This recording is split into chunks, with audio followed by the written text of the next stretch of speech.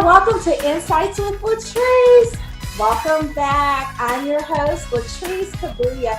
I am so excited. We're going to do things a little different today because I have such an amazing guest. I mean, they're all amazing, but this one, man, the topic that we're going to talk about is deep. It's serious. So first of all, if you have little kids listening, if you're not 18 or older, this is not for you. You don't want to do this. But for those of you who are married or thinking about getting married or separated or whatever your status is, I think you need to hear this. There's going to be a lot of great information that we're going to, that he's going to talk to you about. But the first thing, I want you to make sure you're following me at Latrese Kabuya, at Facebook, Gram, Twitter.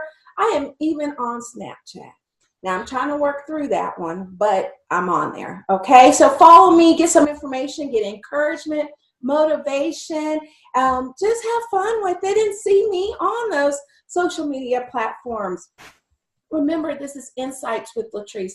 So we are going to take some insight, some information, some tool, and add it to our lives so that we can live our best life. So we're going to discover, connect, and express who we are authentically. And that is so key and important because it's self-awareness. It's finding out who you are, being honest, and moving forward and getting the tools needed to get to that destiny.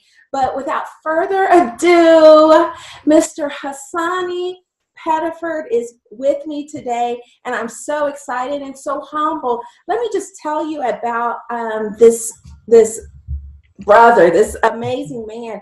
I was at home watching Aspire, and they were talking about marriage and infidelity, and this gentleman came on, and I was just like, wow. First of all, he said a lot of good stuff, and it's heavy. Like, I had to stop, pause, rewind. And so I told Olivier, you guys know my husband, and of course, if Olivier gives thumbs up, we know we're in. And so I've watched him these past couple of years. He actually, and we'll get into it, he travels to save marriages. When you call him, this is your last resort. It's him and Jesus coming in to save that marriage. Him and his beautiful, amazing wife, and we'll talk about her as well because I don't think he could do it without her, right? They complement one another. And so welcome, sir. Thank you so much for being here. It is an honor and a privilege to be on your show. I appreciate the invitation. Thank you. Well, you know what? Let's just hit it real good, right? Marriage. Yes. Why did we get married? Why do people get married? I mean, I know that sounds really simple, but why? Why do we get married only to get a divorce a lot of times? Because it's increasing divorce rate. Yeah, I think people get married for a number of different reasons, and a lot of people are ready to get married, but they're not prepared to get married. And I think there's a difference. So readiness says, you know what, I'm just ready for a relationship. I'm ready for commitment, but they haven't gone through a proper preparation period.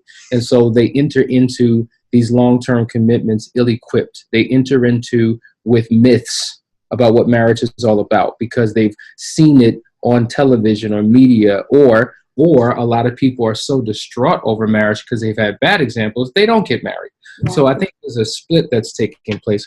But ultimately, I think the reason why people get divorced is because they haven't learned the skill sets required to have a successful connection. Now, let me just say this. I think that we've used the words relationship and marriage interchangeably as if it's the same thing, and it's not. And if you look at it as the same, it's a setup for failure. If you understand the difference, you're preparing yourself for success. So you say, well, what's the difference, right? Relationship speaks to your companionship. Marriage speaks to your partnership. So your companionship would be more like meeting each other's emotional needs, speaking each other's love language, effective communication, blending of personalities, sexual fulfillment. It's a heartfelt connection. But your marriage speaks to your partnership, which is delegation of responsibilities, financial management, parenting, planning for your future. And each require completely different skills in order to be successful. And so what happens is you have some people who have great relationships. Sex is good, communication is good, but no money in the bank, broke, busted, and disgusted, kids are a wreck. There's nothing sustaining them. There's some people on paper who have great marriages. Money's taken care of, kids are all right, house over the head, but they're emotionally disconnected. They're sexually unfulfilled. They have unresolved issues. There's no connection. And so when we can develop and identify and develop the skills in both areas, that's when our relationships can thrive and be long lasting. So let me take my paper of notes questions that I have and do this. Okay, let's do that first of all and foremost and say, wow. Okay, so let's, woo, that was a lot right there. That was, I mean, if we didn't say anything else, that was enough skill set right there to just say, I can make this happen.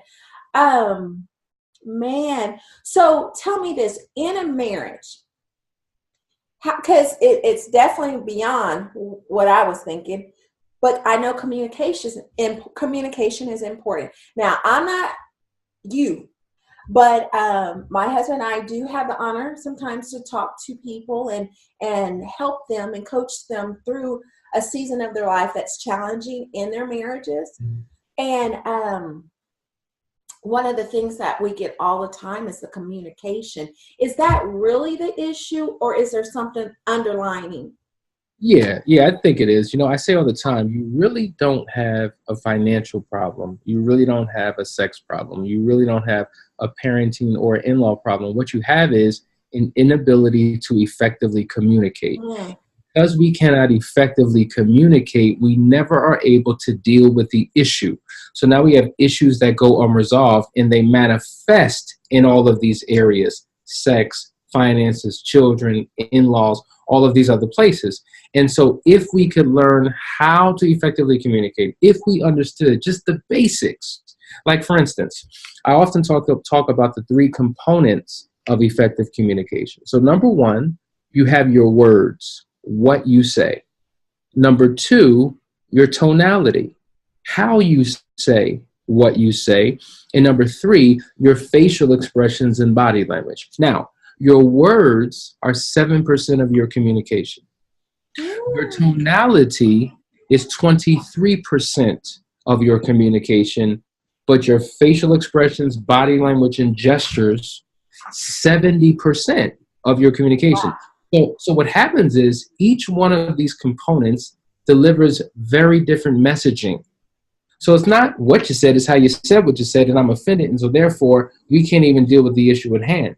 And so when couples learn how to effectively understand these components, and then also understand how our communication is drenched in personality styles, and how to understand the wiring of our partner, the perception, the perspective of our partner, and understanding proper conflict resolution, then you can have effective communication to resolve all the issues that you're struggling with in your relationship.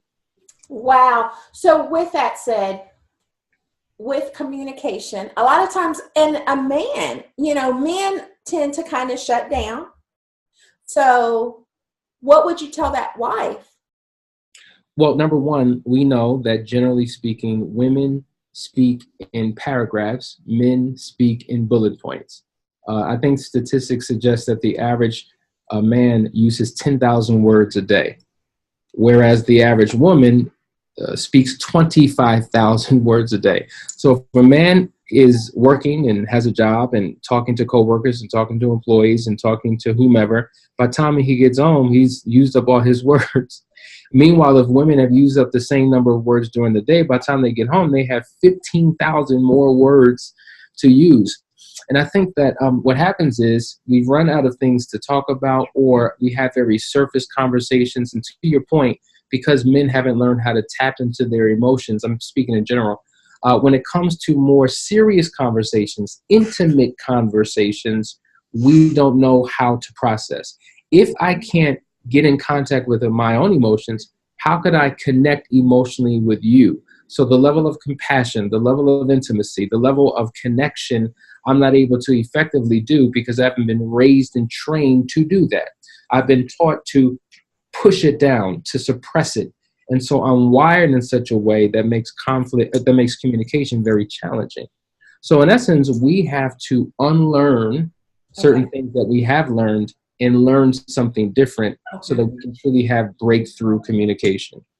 And so with that, do you agree that there's a time in everyone's relationship to go get counseling, to get the necessary tools, whether it's cause of communication or maybe, lack of sex or whatever that situation is? Because I know that's also a big issue a lot of times, the woman, because obviously, we want to talk, but that husband wants the marriage, but doesn't want to do the counseling. So the time to get counseling is before you get married and all throughout the course of your marriage. Think about it. We think about counseling as, okay, it's gotten too far. It's gotten so bad. Now we need help.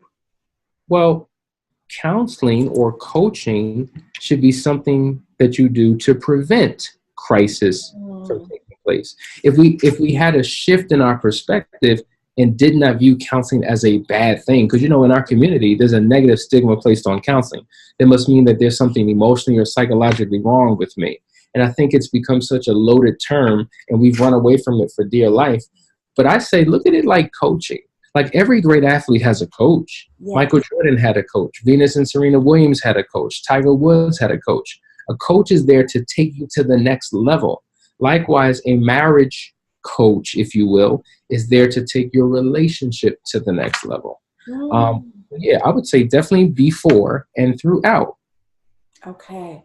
Oh, so, and I'm jumping on purpose because I know we have a limited time. So I just want to touch some real key issues that I hear a lot. Let's talk about lack of sex. It's not just women not having sex anymore. It's big now with the men that are like, so how do you go about helping couples with that topic? First of all, really quickly, we go through the 5 sexual marital patterns that every couple faces. I'm not going to go through all of them. We don't have much time. But if I quickly focus on 3. Number 1, you have what is called duty sex. That's obligation sex, conjugal right sex. I'm really not into you. It's no longer a delight. It's a duty. It's like vacuuming, check, dishes, check, laundry, check, sex, check. There's no passion. There's no anything. It's miserable for both parties. Then you have what is called old shoe sex. Like, for instance, you're a woman, right? Yes. Do you have at least 10 pairs of shoes in your closet? I do. 20? Yes. 30? I don't think we need to get in everybody's business right now. How about that? So when I go through this exercise with women, most women will say I have at least 50, 60 pairs of shoes. Yes. So in essence, they have around 7 to 8 shoes for every day of the week. They have open toe, slingback, sandals, boots, heels, flats, all types of colors, all types of styles. And I'm like, well, why do you need so many different shoes? Creativity, variety, different outfits. We want to match this. And I would say, well, what would happen if there was a shoe bandit that was going around town, breaking into people's homes and stealing shoes? And they took every single pair of your shoes but the ones you have on your feet. How would you feel? And most women would say miserable. But guess what? That's exactly what our sex life has become like. That old pair of shoes. Same way every single time. No passion, no creativity. You can predict what's going to happen before. I mean, everything about it is just miserable. Wow. And so therefore, it looks like I'm frozen. Can you see me okay? You are frozen. Hold on. So since this is being pre-recorded, how about we stop? Because I had a phone call that came through and it probably froze my screen. Oh, hold on a second. Let me try something. Okay, there we go. Okay. So let me go back. I'm sorry. Oh, that's okay. You're busy. And everything's connected, which is crazy. No, that's cool. I'll pick up. You know how to edit all this, right? Yeah. Okay. No, Mr. K does. And so the reality is so many people are having sex the same way every single time. It's not passionate. It's not fun. It's just like, here we go again. Old shoe sex. The third type of marital sexual pattern that exists is what we call the sexless marriage. Now, in this case, according to statistics, a sexless marriage is a couple who has sex anywhere between once a month to 10 times a year. And so we first have to identify the pattern that you're in and then come up with a plan to work your way out of that pattern into a healthy pattern. And so in our sessions, we kind of go into the details of what's required to get couples on the same page. Hasani, can I just say this? I was coaching someone, and before marriage, having a lot of sex. After marriage, she shared that she just didn't feel like she was supposed to do that anymore. Yeah. What is that? I mean, I talked her through it, but I'm like, man, what is that mentality? It's called the devil. That's what that's called. It's so interesting. Here's the deal. And I'm not indicting. Listen, when you're dealing with relationships, you kind of have to speak in generalities. Yes. So this may not apply to every person. But what we have found, generally speaking, is that women are more sexually active oftentimes before I do than when they're in the relationship. Well, why? Because they know, for a lot of women, men have a high sex drive and they desire it. And so in their pursuit to receive commitment, they'll do whatever is necessary to get it. But once they're in a relationship and it's just like, well, we're married now. I no longer have to do what I once did to get it because I've got it. Wow. And so it wasn't truly her desire. She was fulfilling his desire to win him. Wow. So you've heard it all before. Men give love for sex. Women give sex for love. There's different motivations. Yeah. And so we have to figure out how to tap into the motivation within the marriage so that it becomes healthy again. Wow. Okay. I definitely want to get into this, this question. Can you recover from infidelity, from affairs? Here's the second part of that question. Because there are some times when, whether it's a woman or female or a male, that is the person that is going out on their marriage, a spouse forgives them.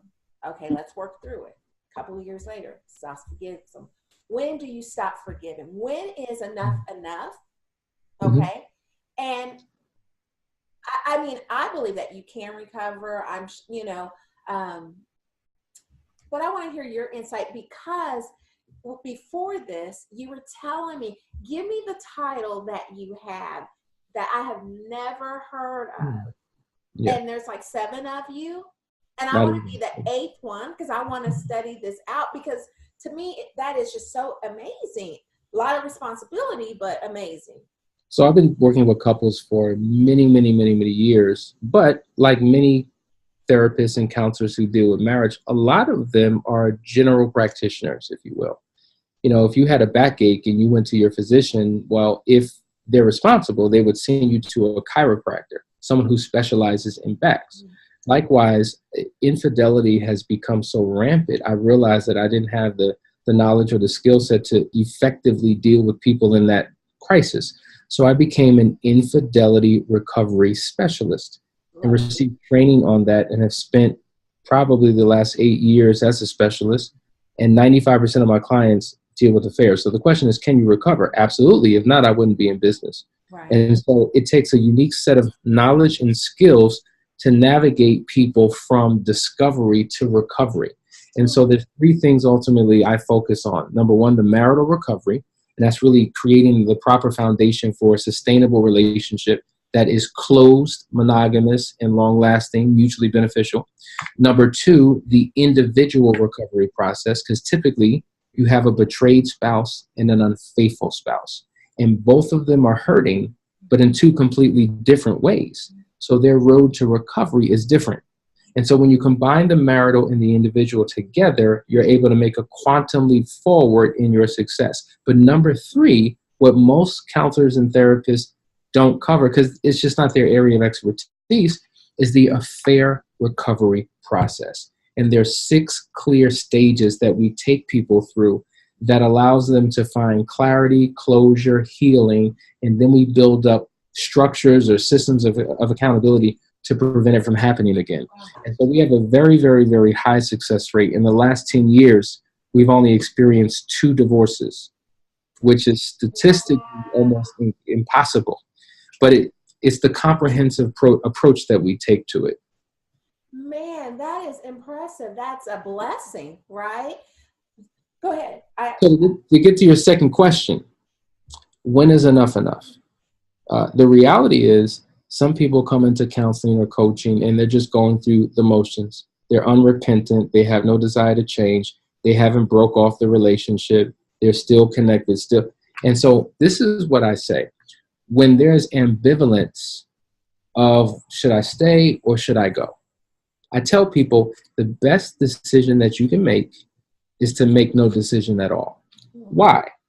Because when you're drenched, soaked, and saturated in anger and rage and frustration and this and that and the other, it's not the best time to make a decision, because any decision you make, you will regret, because you're going to feel a different way tomorrow or next week. And so when you're on an emotional roller coaster, because there's nothing that is constant about emotions, one day you hate your partner, the next day you love them, one day you want to leave, the next day you're out. I say, rather than you answering that question, allow the process that I take you through to answer the question for you. You can tell whether someone's willing to restore the relationship by course corrections that they make, change behavior, repentant heart, compassion. Most divorces do not happen as a result of an affair. Most divorces take place because of how we either refuse to show up after the affair, or the things that we continue to do that we should cut off after the affair.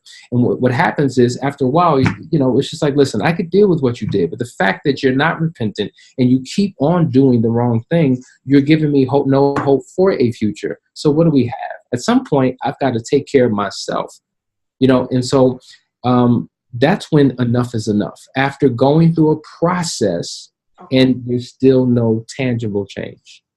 Wow. Okay. So let's get to the single man or woman. How much time we have? We're good. Okay. What would be the 3 components that you would tell someone single who is looking to get married, maybe in a relationship, maybe engaged? What are 3 things? I know we talked about the beginning, why do people get married? But someone now who is like, okay, I'm watching this. I have a fiance here, right here. Let me just really make sure. What's my checklist? The 3 components. Well, for me, I would say, listen, there's 3 relationships that we all have that we've got to learn to master. The first relationship is the relationship that we have with God. That's our vertical relationship. The second relationship is the relationship that we have with ourselves. That's our internal relationship. The third relationship is the relationship that we have with our partners. Those are our horizontal relationships. And oftentimes I find that people spend so much time focusing on horizontal relationships, they haven't taken enough time to develop and master the internal or the vertical relationship. So when crisis happens, they have no foundation to stand on. And the fact is, you can't love somebody unless you truly love yourself. You can't love yourself unless you truly know yourself. And you certainly can't know yourself unless you know the God that is within you. A lot of times when we select a partner, we select out of pain, we select out of a deficit, we select out of a void, and we're looking for someone to be the solution to a problem, the answer to a question, someone to fix our situation. And you should never select out of a deficit, because once you become the best version of yourself, you no longer have any need for the one that you selected. And so you've got to be whole and complete within yourself, right? Yeah. And so taking the time to be alone, and for women, I say this all the time, you've got to go through a detox, getting that man out of your system, or men going through a detox, because if you don't, and you enter into another relationship, you're entering into a relational menage a trois, because you're bringing your past partners who are still connected to you emotionally and spiritually into your present relationship. And it's unfair. You can't give all of your heart, all of your mind, all of who you are to that next person, because pieces and parts and fragments and segments of you are attached to so many other people. So mastering that relationship with self and God is fundamental, is key. And so if you've done that and you say, well, you know what, I'm engaged, I'm preparing, I'm in a relationship, I'm already in it, what do I do? I would understand that there are 4 seasons to a successful relationship. The dating season, which is the selection process, committed courtship, which is the getting to know you phase, engagement, which is the season of preparation, and marriage, which is the final frontier. Each season has a different level of responsibility and commitment. And you have to know how to properly function within each season successfully in order to navigate into the next season. And I find that people skip over seasons, people race through seasons, people get stuck in seasons too long, and we haven't learned the skills, as we talked about before, required to have a healthy relationship. Wow. So I'm going to tell you, you were speaking to me because this is my second marriage. And prior to, I didn't know how to be alone. And so I had the he talks, and I cried in McDonald's, Hasani, one day because I had 2 little girls, and I've always been with a man, right? That was my validation. That's who I was. And so I'm sitting there in McDonald's with these 2 little girls, and I'm having these thoughts like, everyone's looking at me. I'm the only single person with, and I just cried.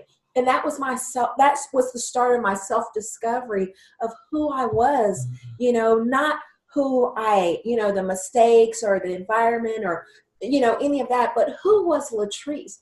And I started finding myself and content with me raising these 2 little girls. And then Mr. K came along, at a point where I was good being by myself. So it wasn't that I needed him because, oh my God, I need a man. But I was like, I like you. You're good, And now we do life together. We do purpose, right, and impact the world. But I wasn't like that. You know what I'm saying? And so I think that's so key. That self-awareness will do everything for you. And of course, the relationship with Christ. I mean, without that, you don't have anything. Absolutely. You know what I'm saying? And the one thing that I love about Olivier is that his love for God, man, that is sexy to me, and he's just so yummy. But we won't even get into that because that's not what we're talking about.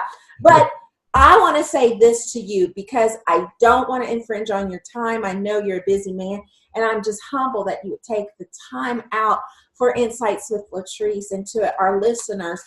But I want to definitely get everyone to follow you because whether you're married, getting married, thinking about marriage, they need to stay connected. So talk to me, one, about your social media platform. And then I know I'm in the Audacity Marriage Forum. Mm-hmm. And then let's talk about books.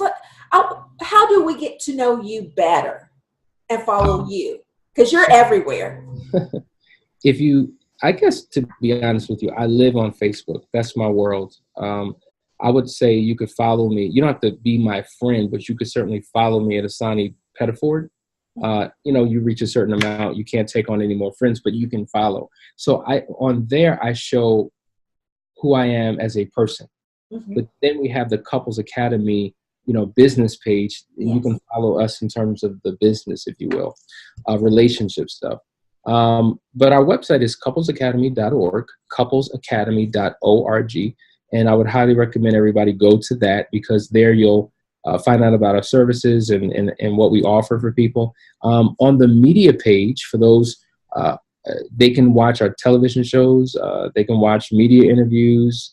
The books that I've written 14 books. The latest book is The Audacity of Marriage, 10 Principles to Lifelong Partnership. But the new book coming out next first quarter of next year is Moving Forward After Infidelity. The road from discovery to recovery. And it's going to be a very, very, very, very comprehensive book that anyone can walk through to find healing in their relationship. And my husband, which I didn't know this part, you have a church. Yes. Hello, Yes. Pastor. Amen. Amen. Where's your church at? And you're in Atlanta, Georgia. We're in Atlanta, Georgia, and about a year and a half ago, my wife and I launched a church, planted a church. Since then, we found a pastor to install to take over that church, and I'm assigned to a much larger ministry, a mega church down here in Atlanta, and I'm one of the pastors of that church, 12 Stone Church. 12 Stone Church. Now, do you do conferences like on a regular Yeah. down Um, there? Yeah, well, we travel really all over the world. We just live in Atlanta, but our That's work is everywhere Facebook. else.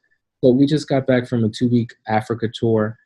Every year we do a Caribbean tour. We're about to go to London and France in February on a European tour. So we do a lot internationally, and most people work with us virtually. So we have virtual clients that we do weekly sessions with all over the world.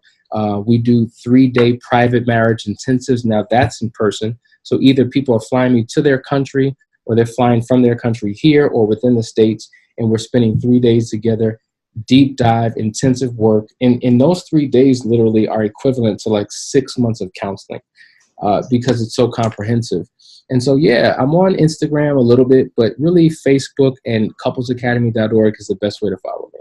And last but not least, let's talk about your wife for I just can't close it out without talking about her, right? Because she has to be extremely amazing, extremely patient, extremely everything, right?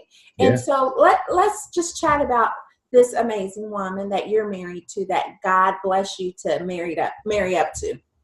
So we've been married for 16 years, maybe 3 weeks ago. And year three into our marriage, we were on the verge of divorce. And a lot of what we do is built out of the passion. Yes, it's a profession, but it's the passion based upon what we went through. And so because she endured all of my craziness, we were able to get help and assistance and overcome our challenges. And then that birthed a ministry within us to say, listen, if we could overcome, then we can help others overcome. And so, yeah, she partners with me. We do coaching together. We travel and speak together.